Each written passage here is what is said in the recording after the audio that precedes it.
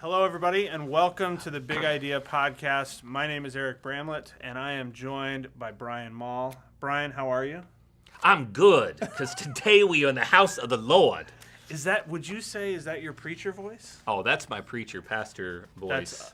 Is it yours, or is it just one of the many that you know of? I mean, is that the one you own? No, it's mine. It's God-given. It's God-given. Okay. Oh, this is going to be a very fascinating podcast, I can tell. First of all, the day that we were recording this, happy birthday to you. Oh, thanks, man. It is Brian's 40th birthday. He didn't want me to share his age, but I couldn't help it. So I did. So happy birthday. You did. Thank you. Yeah. I'd rather be nowhere else than right here with you. Right. It's a great way to celebrate your birthday. Yeah. I agree. I'm considering moving my birthday now to whenever we're shooting these. You should. It's and only that shoot good. on those days. Only on those days. It's a very long day.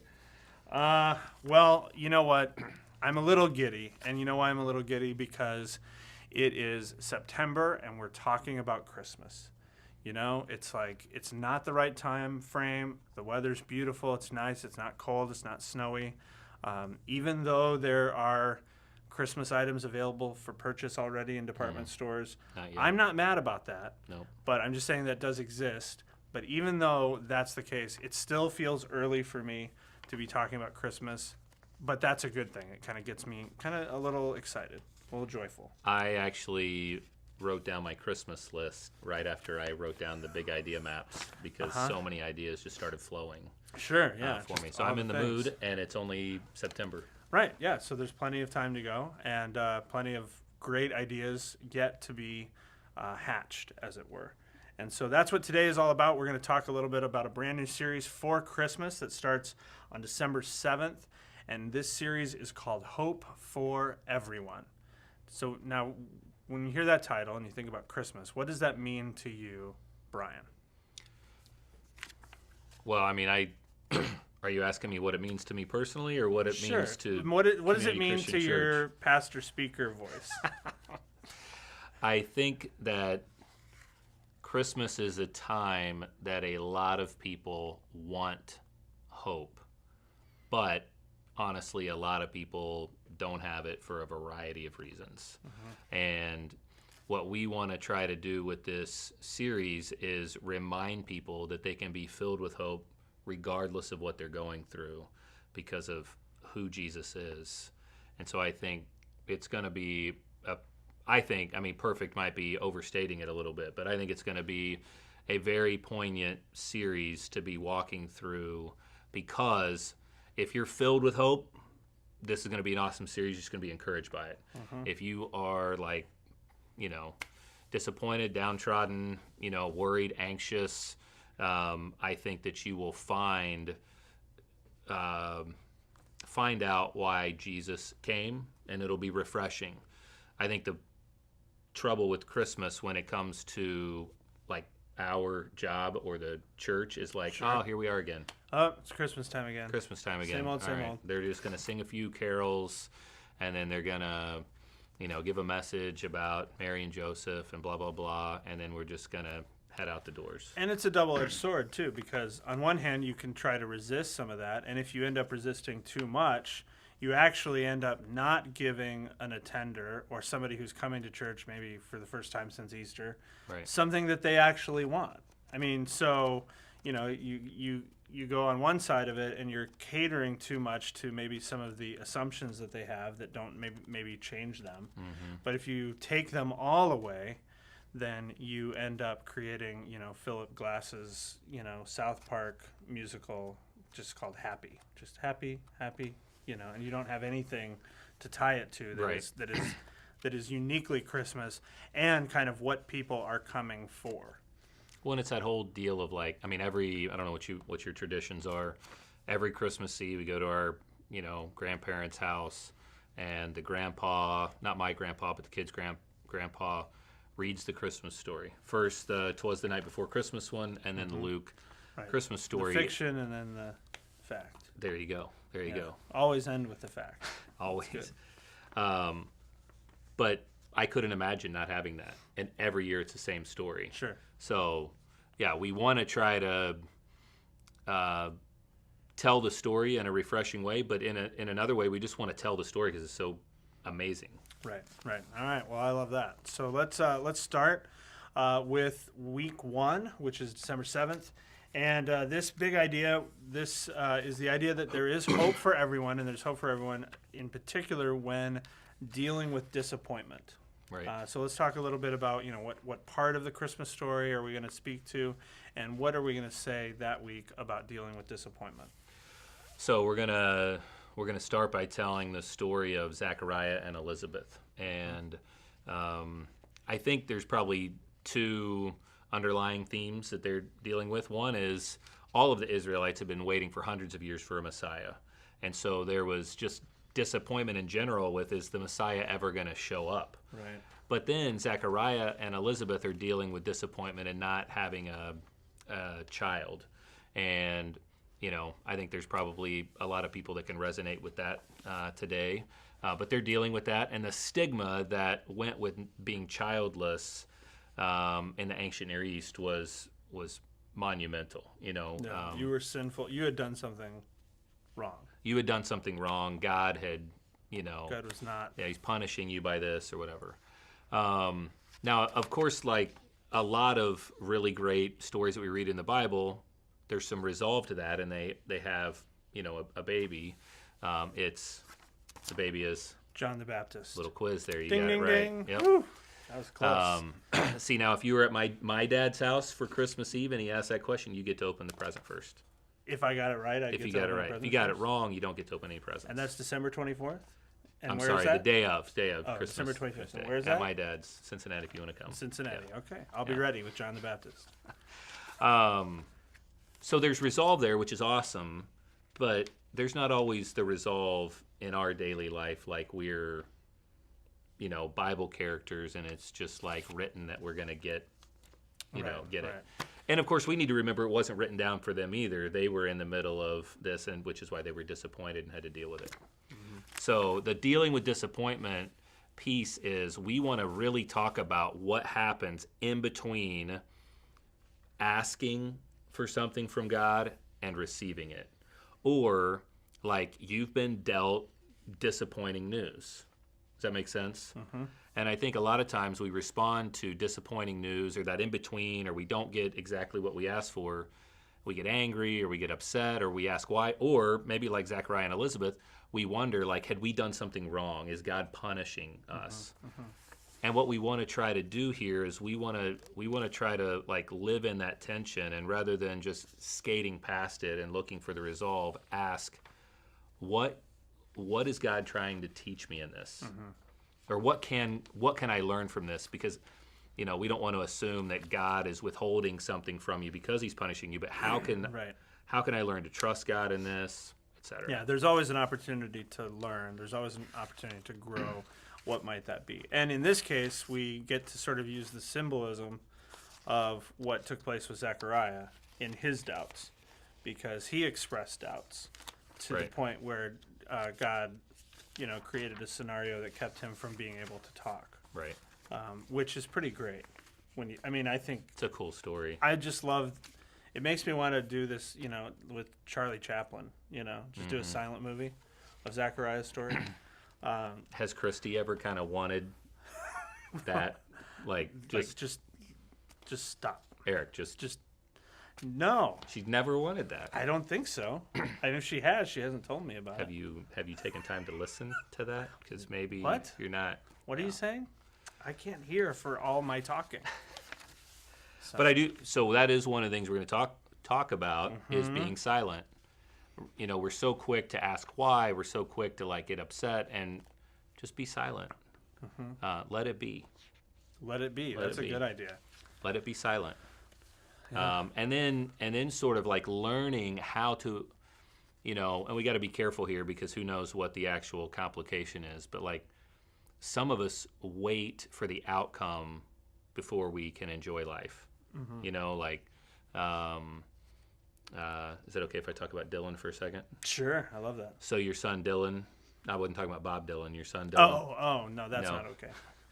But basketball. He loves basketball and try out for the team. Yep. If the only time he was ever happy in life is if he made the team, that wouldn't work. But enjoy the process. Right. Right? Enjoy the process, which is like this incredible movie, Moneyball, you've seen, right? Well, actually, it's funny that you mentioned that. I have the DVD at my house, but I have not seen it yet. But I might want to take a look at it before such we a good- plan this Big Idea Factory. 'Cause- Closing scene off the charts. The girl's telling her dad, just enjoy the show. Mm-hmm. And I think one of the things we want to try to get across here is even in the middle of waiting on God, we've got to learn to enjoy the process rather than just waiting on the outcome. Mm-hmm. That's week one. All right, I love it. That's good. That's good stuff. And what I like about that one too is that it's good stuff whether or not it's Christmas. Oh, It's good stuff, you know. In addition, the fact that we're getting ready for Christmas, but it's just really really strong stuff. All right, week two. Week two, we're talking about how we have hope for everyone, and this comes in the form of unexpected purpose. And we're going to be focusing in on Mary's story this week. So talk to us a little bit about the way in which purpose was sort of thrust upon her, and then in what ways is that unexpected, and what can we glean from that? well, you took the words right out of my mouth. Did I? Some are born great, Oh, yes. right? Some yeah. achieve greatness, while others Yes. have greatness thrust upon them. Yeah. Where's that from? It's from Twelfth Night, actually. Oh, there you go. William Shakespeare. Yeah. It's not just some random quote. It's from a play.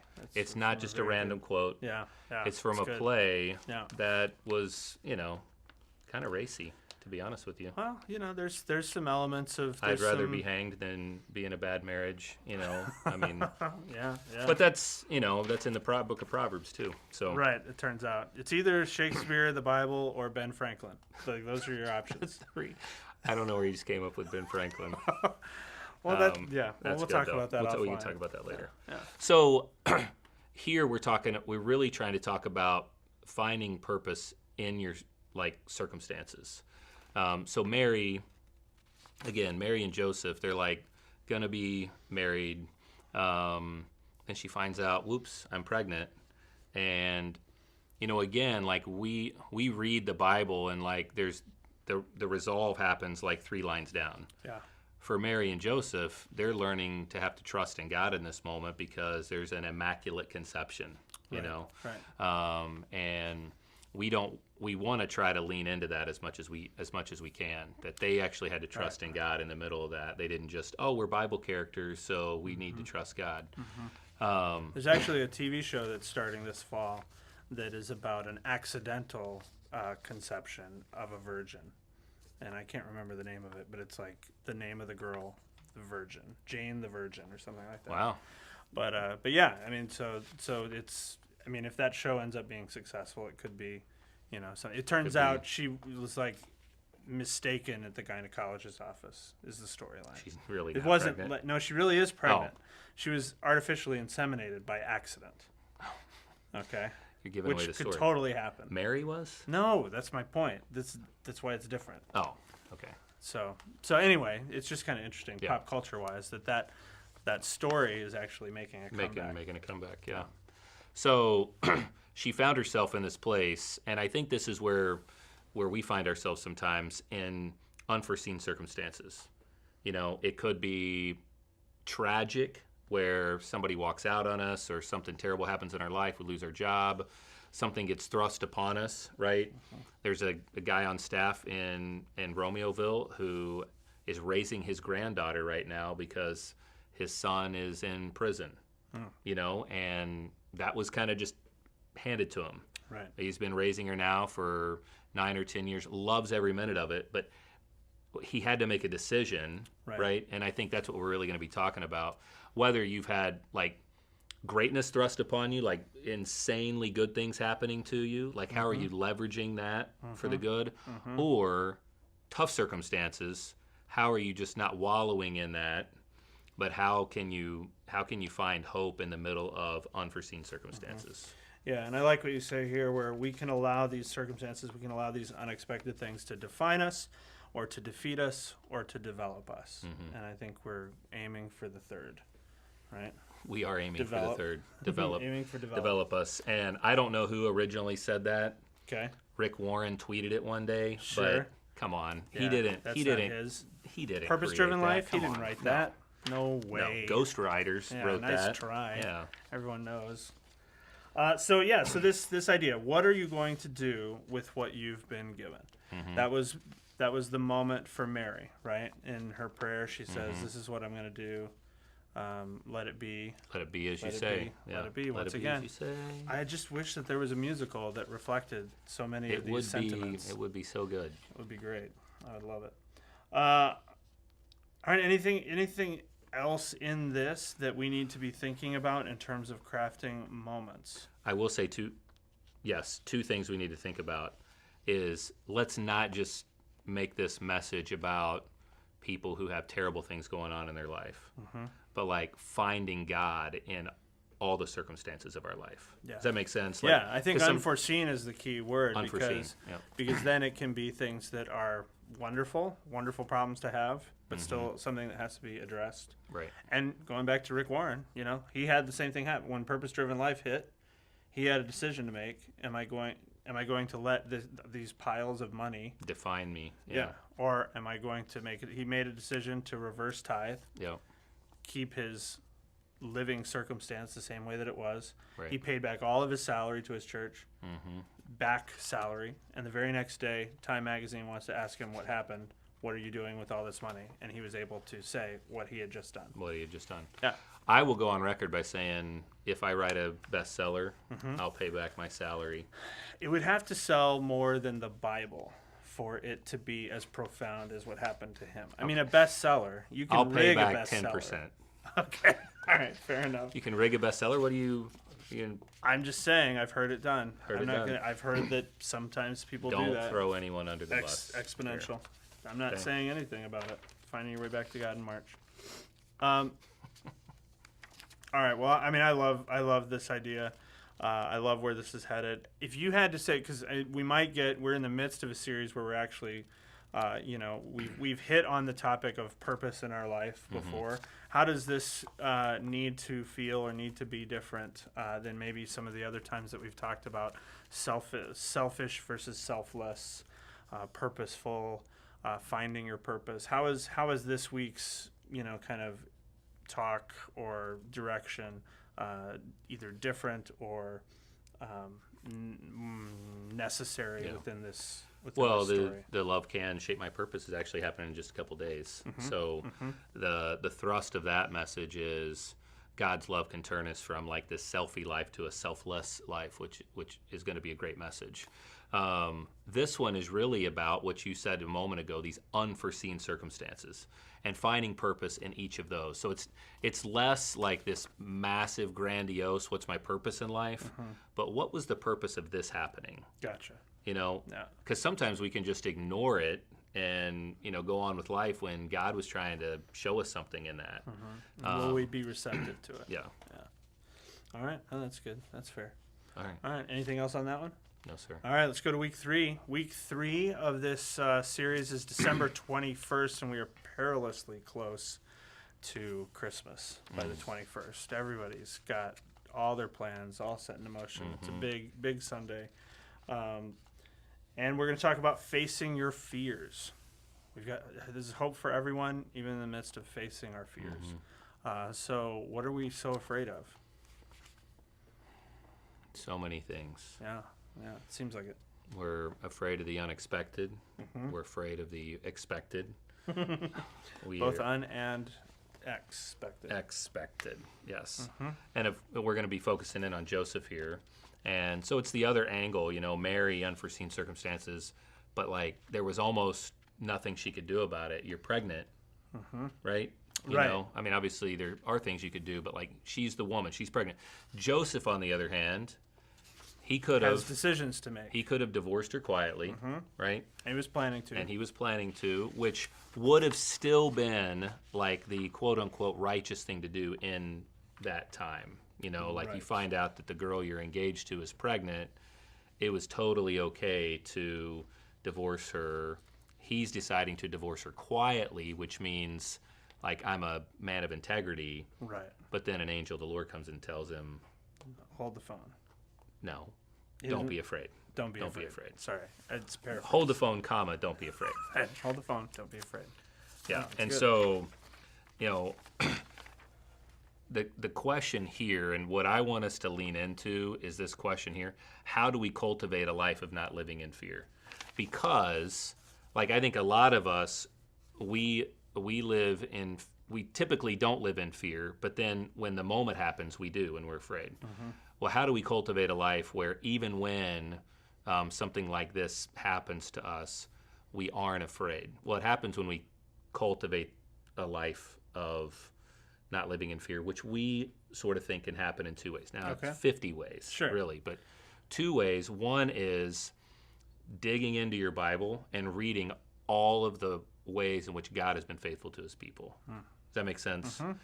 So you read about it, and an analogy we probably won't use, but I think it's good enough for the podcast, is like, you know, when Dylan was learning to swim, Right. you know, and he's on the ledge, and you're in the shallow end, and you're saying, "Come on, buddy, jump to me, Right. jump to me." Right.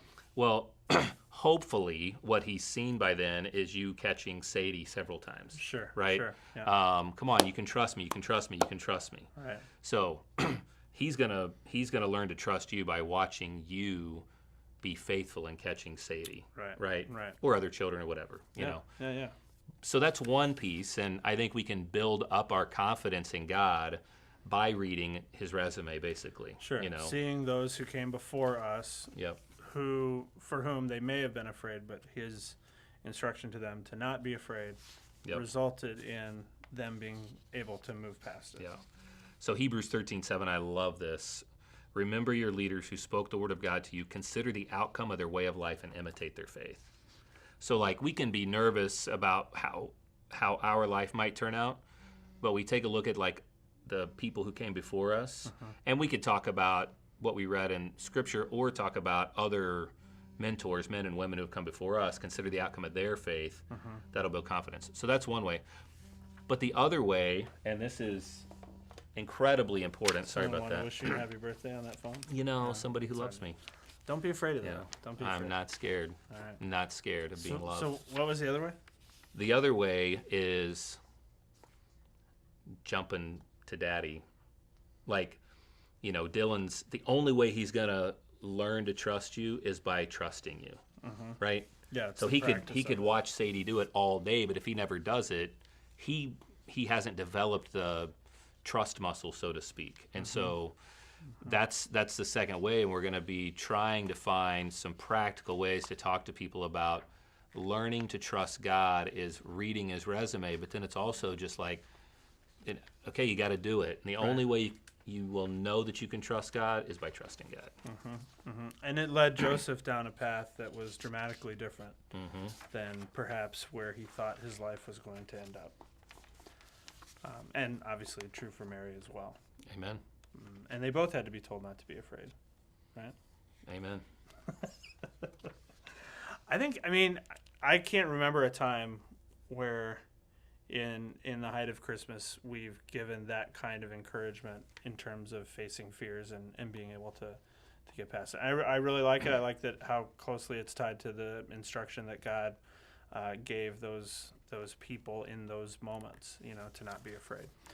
So that's exciting. It's going to be, I think it's going to, I mean, you're talking about 4 days before Christmas, probably going to be like a high attendance weekend for people, and people are going to be either just so hope-filled that they're going to be dialed in, or they're going to be kind of like in this anxiety-ridden, I'm getting ready to go see family, we haven't talked in years, or I just maxed out my credit card, or I'm going to disappoint my kids because we don't have any money, or everyone is going to have a situation and baggage they're bringing in, and then they're going to hear this message, and I think it's really going to speak to them about how to practically live over the holiday season the next couple weeks. Well, because and probably somebody's at that phase where the only thing they can do right now is to turn to those who have gone before.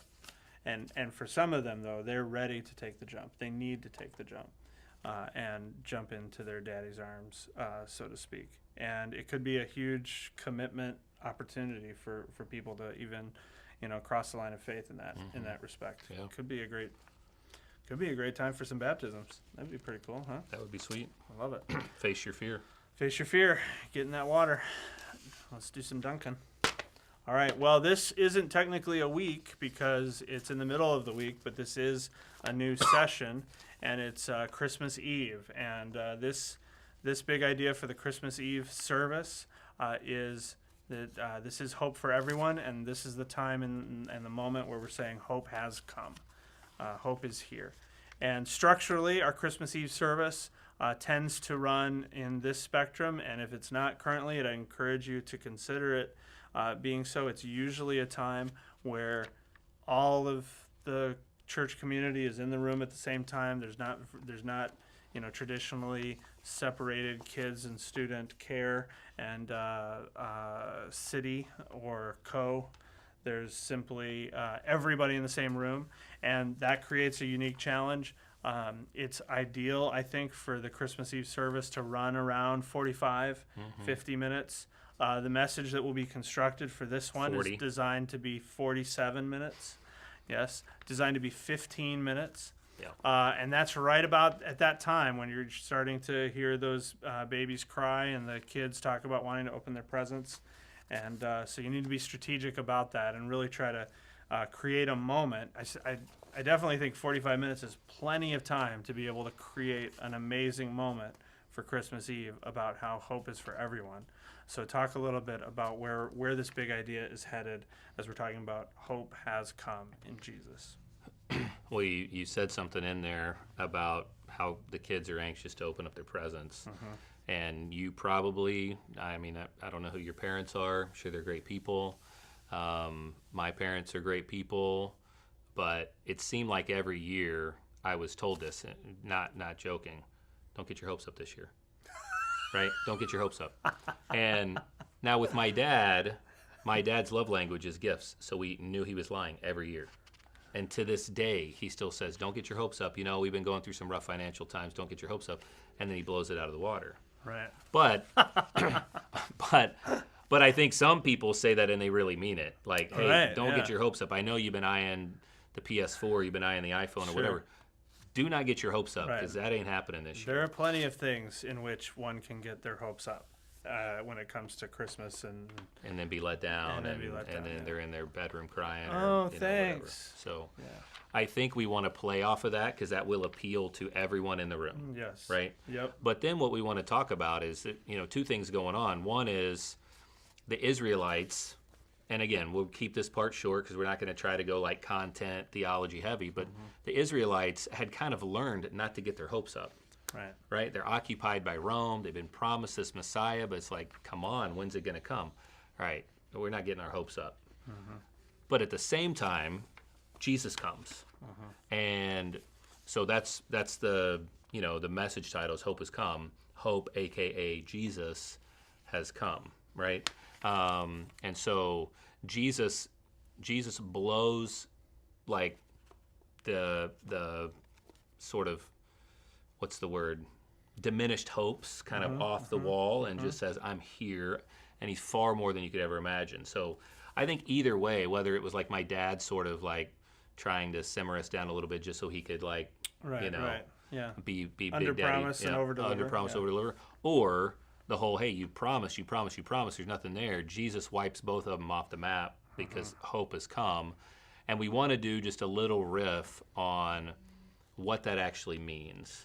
Right, so I think it'd be perfect 2 or 3 sentence riff on some of the awesome stuff we see Jesus doing in the Bible, but then I think a really cool personal story from the church community of how Jesus brought hope to somebody who's like their hopes were dashed, and then honestly, because like the 15-minute deal, drop the microphone, walk out of the room, Yeah. Go open presents. Hurry up. Jesus and came, get everyone. out of here. Okay? Get out of here. Just like Jesus, just did far more than you could ever ask or imagine. I guarantee you, kids, Santa Claus is going to do far more than you could have ever asked or imagined. Right? Unless Right. you've been bad. And if you've been bad, don't get your hopes up. Unless you've been bad, or if you figured out, the whole Santa story. If you figure that out. Who's watching this? Nothing. You No don't. one. I'm just watching saying this? there's a mystery. There is a mystery. I mean, it's not a spoiler if the reference is 1934's Miracle on 34th Street. That's true. So That's not true. It's just like I couldn't spoil Moneyball for you by Right. now, and if I because did, it was based on history. it wouldn't even matter No, because it's still you've so had good. plenty of time to see it. Well, yeah, that's true. That's true. So you couldn't get mad if I blew it. No. I Told you what happened, but it's also historical fact. Right. So you know that the I Oakland did A's that have with never somebody won the with, World Series. Yeah, I did that somebody with Passion of the Christ. I totally spoiled the ending. Told him what happened I was like, he comes back to life at the end. at the end for You 10 seconds. out of the blue. Yep. Is it 10 seconds? I think it's just Maybe it's like that's 3 all seconds. it is. Yeah. Just a little walk. Oh, Mel. So cute. Well, so that's Christmas Eve. I'm excited about that. And then we are into this Neverland of the week between Christmas and New Year's. This right? is the one you don't think you want to care about, Yeah. but it's the best one out of all 5. Oh man, I love that. It's the I best love one it. out of all 5.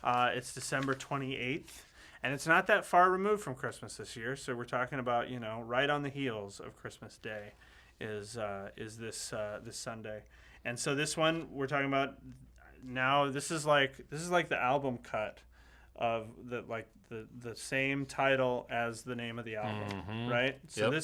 this is the series Hope for Everyone. This week, Hope for Everyone. Hope for everyone. All right, well let's hit And it. that's What are we not saying? because we didn't take time to think about it. Right, you could Because have we come thought up with a about new it title. so much. Right, you knew it had to be the Had to be. the album title. Yep. Yeah, no, I like it. Yep.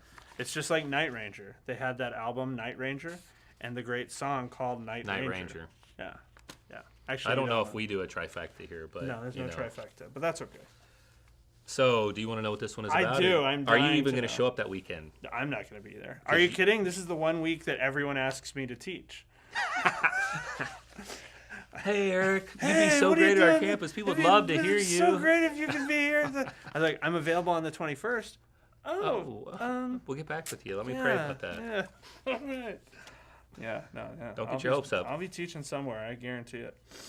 Romeoville would really like to. You could get your dibs They'd now. really right? like to hear you. I'm sure they would. Yeah.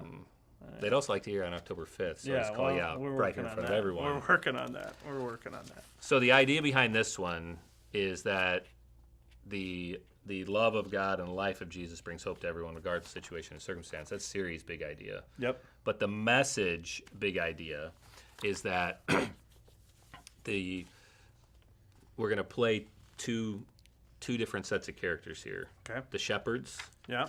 and the wise men. Yes.